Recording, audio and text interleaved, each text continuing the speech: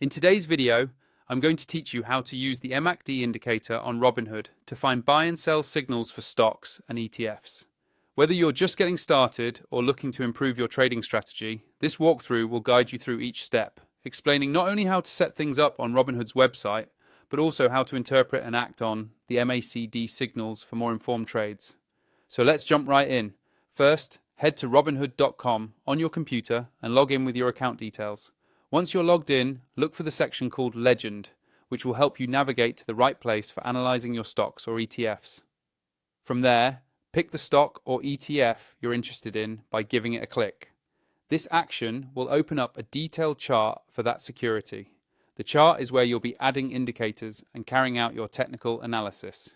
Now, to start using the MACD indicator, look for the Indicators button, which is usually located around the top of the chart. Click on it, then select MACD from the list of options. The MACD, or Moving Average Convergence Divergence, is a popular tool among traders because it helps identify potential turning points in the market. With the MACD displayed on your chart, you'll notice two lines, the MACD line and the signal line. Here's what you need to pay attention to. If the MACD line crosses above the signal line, that's generally seen as a buy signal, indicating the trend might be turning upward. On the other hand, if the MACD line crosses below the signal line, that's a sell signal, pointing to potential downward movement. To make a trade based on these signals, here's what you'll do on your computer.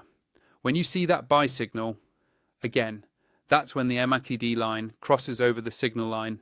Click the trade button, select buy, then hit review, and finally submit to place your order. If you spot a sell signal, do the same steps but choose sell instead. It's that simple.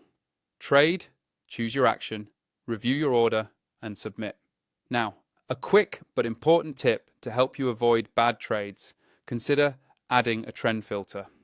You can do this by clicking on Indicators once more and picking Moving Average, also called MA.